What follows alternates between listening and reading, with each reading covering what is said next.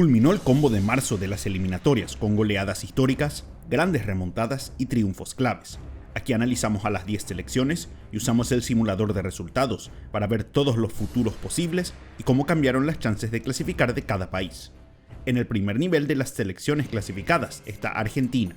El equipo de Lionel Scaloni ingresó a la cancha sabiendo que estaba clasificado de forma matemática tras el empate de Bolivia, pero enfrentaba a Brasil, su máximo rival, haciendo que el partido sea de vida o muerte sin importar la tabla.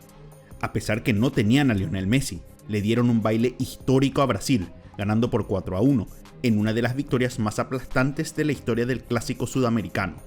La gran figura del partido fue Enzo Fernández. El mediocampista dominó su zona, anotando un gol y dando una asistencia. Fue también el líder del equipo en duelos ganados con 7 y lideró en faltas recibidas. No había forma que el equipo brasileño pueda pararlo. Con este triunfo, frente a más de 80.000 hinchas en el Monumental, Argentina derrotó a Brasil en los últimos 3 partidos por torneos Conmebol, la mejor racha ante su máximo rival en casi 80 años. La albiceleste está en la punta de la tabla con 31 puntos, sacando 8 de ventaja sobre Ecuador, un mundo entero. A nivel histórico es su segunda mejor campaña, incluso superando por 2 puntos su total para Qatar 2022 hasta la fecha 14, y quedando detrás de la suma para Corea-Japón 2002. A nivel probabilidades ya está todo dicho, 100%. En el combo de junio, Argentina enfrentará primero a Chile de visitante y luego recibirá a Colombia de local, ya partidos para completar el calendario y probar nuevos jugadores, algo que ya confirmó el técnico Scaloni. La otra selección que ya está clasificada es Ecuador. La Tri visitaba a Chile ya sintiéndose clasificada al Mundial y volvió a tener una actuación sólida, evitando que los locales pudieran convertir. El partido terminó 0-0, un resultado común para la selección en estas eliminatorias. La Tri incluso tuvo la chance de ganar el partido, pero el árbitro anuló un gol de Ener Valencia por un offside milimétrico. La figura en la saga ecuatoriana volvió a ser Piero Hincapié, quien había vuelto tras una suspensión. El central ganó 8 de 9 duelos y no cometió una falta, siendo junto a William Pacho los referentes en el fondo que siguen llevando adelante una campaña histórica. Su récord ahora es de 5 goles recibidos en 14 partidos, casi uno cada 3 encuentros. La defensa siempre es una señal de una selección que clasifica a mundiales. 11 países recibieron 11 o menos goles para la fecha 14 de eliminatorias y todos culminaron entre los primeros 6 puestos, la actual zona de clasificación. El empate mantuvo a Ecuador en el segundo lugar con 23 puntos, 2 por encima de Brasil, su perseguidor, y quedó a 8 de Venezuela en la zona de repechaje y a 9 de Bolivia en la zona de eliminación. Este total es su segundo mejor rendimiento a nivel histórico, igualando el camino a Qatar 2022 y quedando a 2 puntos de Corea-Japón 2002, pero en realidad está un punto por encima si sumamos los 3 puntos de castigo que recibió al comenzar. Así las probabilidades de Ecuador de clasificar de forma directa subieron a 99,6%, un 0,7% más que antes, mientras que sus chances de ir al repechaje son de 0,4%, de esta forma asegurando que no van a quedar eliminados. Ecuador jugará su penúltimo combo, primero recibiendo a Brasil en Quito y luego visitando a Perú en Lima. El siguiente lugar, en la zona de puestos seguros, está Brasil. La canariña jugaba su máximo clásico, enfrentando a Argentina, un partido que tenían que ganar para vengarse de la derrota en el 2023. La previa tuvo declaraciones picantes de Rafinha, diciendo que había que darles una paliza a los de Argentina dentro y fuera de la cancha, y que iba a convertir un gol. Al final fue Brasil la selección que recibió la paliza, cayendo por 4-1 en un partido donde nunca encontró el nivel dentro de la cancha. El equipo argentino borró a los brasileños a nivel ofensivo, tanto así que estos apenas intentaron 3 remates al arco en todo el partido, igualando su peor marca en los últimos 11 años que hay datos al respecto. 4 jugadores titulares no estaban por lesiones y suspensiones, ausencias que se notaron. Tampoco rindieron los experimentos del técnico, como el caso de Wesley, el lateral derecho. Perdió más de la mitad de sus duelos y no aportó en ofensiva, que era su mayor fortaleza.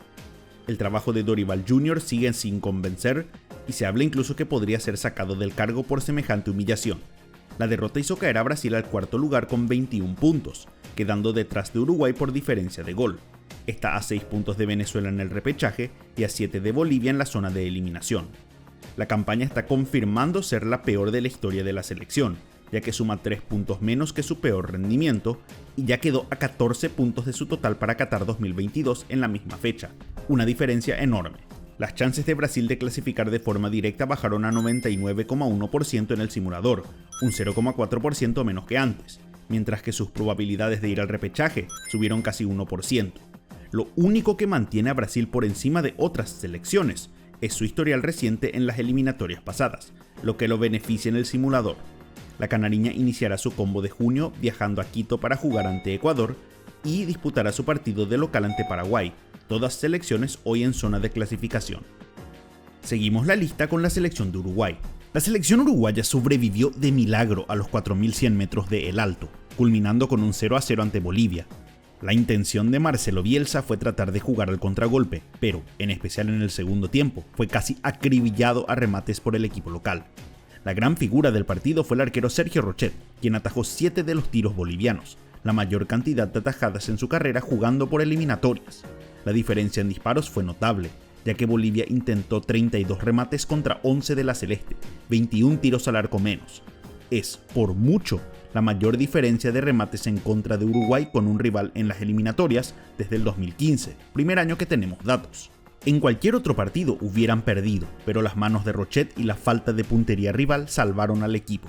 La delantera tampoco estuvo precisa, porque no acertó un solo remate que intentó, siendo solamente la cuarta vez que pasa en los últimos 11 años.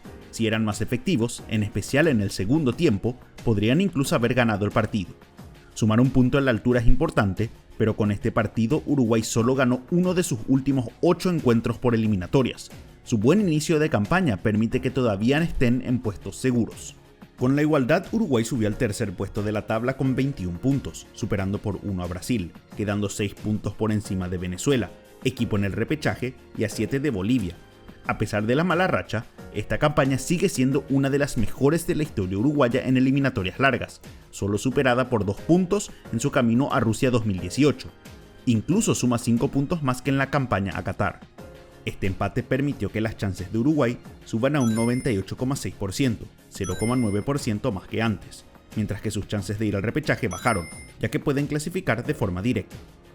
Uruguay primero visitará a Paraguay en la fecha 15, mientras que será local en el Estadio Centenario ante Venezuela en la fecha 16. La siguiente selección en este nivel es Paraguay. El camino del equipo liderado por el cazador de utopías imposibles continúa con grandes resultados. Este parecía el partido que iba a romper la racha invicta, ya que perdían por 2-0 en 13 minutos. En lugar de bajar la cabeza, el equipo fue para el frente. Una muestra del carácter que impuso el técnico Gustavo Alfaro en esta selección es su capacidad de reponerse de resultados adversos. En 4 de los 8 partidos con Alfaro, fue el rival quien anotó el primer gol del partido, y en todos ellos la selección pudo remontar, con 2 victorias y 2 empates. Paraguay fue la selección que buscó el resultado y dominó las chances de gol, y lo podemos ver con que intentó 21 remates al arco contra 9 de Colombia. Es la mayor cantidad de disparos realizados por Paraguay de visitante desde el inicio de la base de datos, algo que no era común en partidos que jugaba fuera de su casa. El gol del empate fue uno de los mejores de la eliminatoria, con Julio Enciso dejando atrás a la defensa con enganches y rematando desde fuera del área, en un tiro que se clavó en el ángulo. Fue otro gol consagratorio para una de las joyas jóvenes de la selección. El empate mantiene a Paraguay en el quinto puesto de la tabla con 21 puntos, quedando 6 puntos por encima de Venezuela, equipo en el repechaje, y a 7 de Bolivia, el primero en zona de eliminación. A nivel histórico sigue siendo la cuarta mejor campaña de la selección, superando por 8 puntos su total para Qatar 2022, una gran mejoría. Esta cantidad de puntos hace sentir que el Mundial está muy cerca.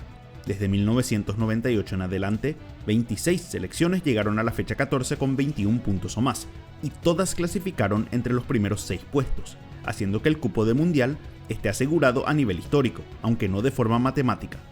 Es por esto que las probabilidades de Paraguay llegaron a un 98,6% de clasificar de forma directa, 2,1% más que antes, mientras que sus chances de ir al repechaje son de 1,2%, a punto de lograr la hazaña de asegurar su lugar en el Mundial. Paraguay buscará confirmar su cupo primero con un partido en Asunción ante Uruguay y luego jugará de visitante ante Brasil. La última selección en esta zona es Colombia. La selección Colombia llegaba a Barranquilla tras 3 derrotas seguidas en eliminatorias, su peor racha en 16 años.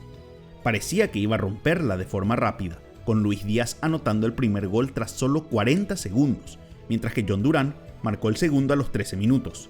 Todo indicaba que era un triunfo casi regalado, pero terminó siendo un partido pésimo. En lugar de controlar el juego, fue el equipo visitante el que fue protagonista, intentando muchas más chances, incluyendo el doble de remates al arco. En el segundo tiempo, apostó por defenderse, con Néstor Lorenzo poniendo a Yerry Mina en una línea de 5, pero esto no sirvió y permitió que Paraguay empate. En el mediocampo fue Richard Ríos quien perdió la batalla con los rivales, ya que solo ganó 3 de 12 duelos y cometió 4 faltas. Fue también él uno de los que pierde el balón en la jugada del empate paraguayo. Es la primera vez que Colombia desperdicia una ventaja de 2 goles en eliminatorias, confirmando el mal manejo de resultados por parte del técnico Lorenzo, que salió abucheado de la cancha. El empate deja a Colombia en el sexto lugar de la tabla con 20 puntos, superando por 5 a Venezuela, que está en el cupo de repechaje, y por 6 a Bolivia, que está en zona de eliminación. Más allá del nivel decepcionante, la campaña sigue siendo buena a nivel histórico. Supera por 3 puntos el total para Qatar 2022 y está a 4 puntos de su mejor rendimiento para Rusia 2018. Esta derrota no afectó mucho las probabilidades de Colombia de clasificar, ya que su probabilidad de ir de forma directa es de 96,4%, un 0,3% menos que antes, mientras que sus chances de ir al repechaje están en 2,8%.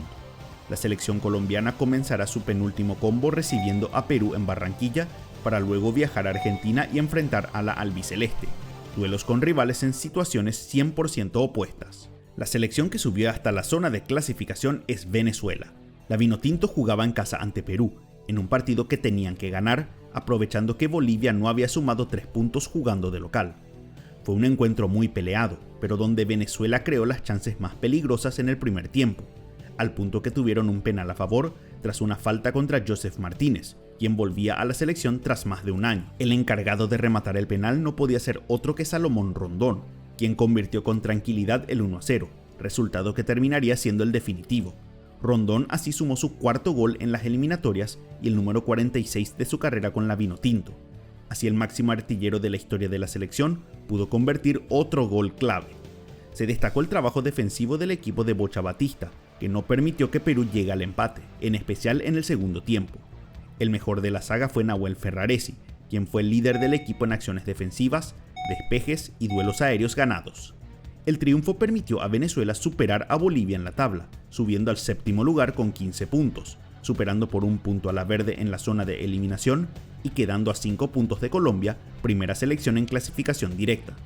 En la comparación histórica, podemos ver cómo mejoró en comparación a sus 2 últimas campañas, sumando más que el doble de puntos que en el camino a Rusia y a Qatar. También está a solo un punto de su única campaña donde terminó por encima del octavo puesto, Brasil 2014. Las probabilidades de Venezuela de clasificar de forma directa subieron poco, solo hasta 5,7%, 0,8% más que antes, pero donde sus chances explotaron fueron en el cupo de repechaje. Hoy sus chances de culminar séptimo son de 55,2%, un 24,9% más que antes, quedando a muy poco de asegurar el cupo de repechaje.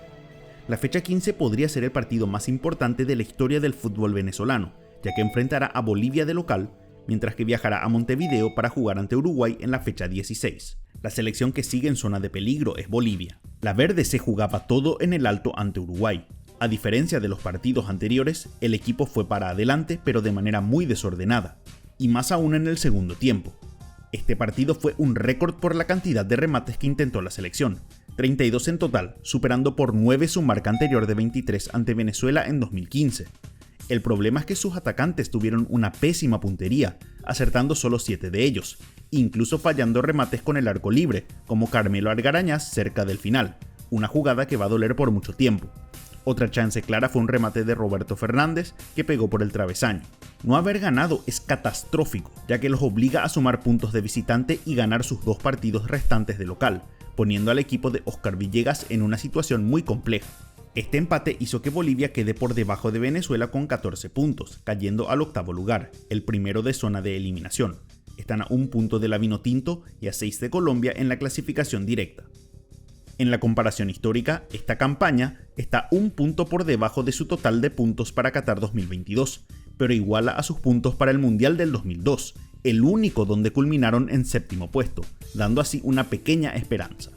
La diferencia de gol de Bolivia sigue preocupando, ya que se mantiene en menos 16. Hay pocas estadísticas que marcan más el fracaso que una diferencia de gol muy alta en contra. En 11 ocasiones, una selección tuvo una diferencia de gol de -9 o peor en las eliminatorias, y en todas ellas terminó entre el octavo y 10º puesto. Este empate hizo caer las chances de Bolivia de clasificar de forma directa a solo 2%, pero su preocupación es cómo quedó para el cupo de repechaje, donde sus probabilidades cayeron a 21,3%, un 7,8% menos que la fecha pasada. El partido clave para Bolivia será en la primera fecha del próximo combo cuando visite a Venezuela, su rival directo. Luego jugará de local ante Chile, otro posible rival. La primera de las selecciones casi eliminadas es Perú. La bicolor visitaba a Venezuela en el partido más importante de la eliminatoria, ya que era su mejor chance de sumar puntos de visitante e incluso superar a un rival directo. El primer tiempo estableció que Perú tiene un nuevo enemigo nacional, el árbitro chileno Cristian Garay. Garay primero cobró un penal a Carlos Zambrano contra Joseph Martínez, que, para los peruanos, no fue falta en ningún momento. Pocos minutos después, Brian Reina marcó el gol del empate, pero en la revisión VAR se determinó que golpeó el balón con la mano y fue anulado. La molestia fue tan grande con el árbitro que Paolo Guerrero dijo que no podían ser arbitrados por ternas chilenas. El mayor problema de la selección dirigida por Óscar Ibáñez es que volvió a generar pocas situaciones en ataque, en especial en el primer tiempo. La bicolor culminó la primera etapa con solo 2 remates al arco y 4 toques en el área rival, números muy bajos si querían ganar el partido. La derrota mantiene a Perú en 9º lugar con 10 puntos, ahora a 5 de los venezolanos en zona de repechaje y a 10 de Colombia en la clasificación directa. En la comparación histórica vemos como esta campaña peruana está muy por debajo de sus mejores rendimientos, quedando entre 8 a 9 puntos por debajo de sus 3 campañas más exitosas, y solo 3 puntos por encima de su peor cosecha de puntos. Es poco probable que una selección pueda remontar habiendo sumado tan pocos puntos en este tiempo.